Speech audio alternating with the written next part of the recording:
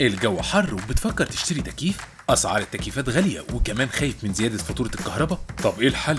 الحل عندنا في شركة الوكلاء. دلوقتي والفترة محدودة تكييف 1.5 حصان ب 5250 جنيه بس شامل التركيب، استهلاكه للكهرباء أقل من 90 جنيه شهريا، وطبعا ضمان 5 سنين.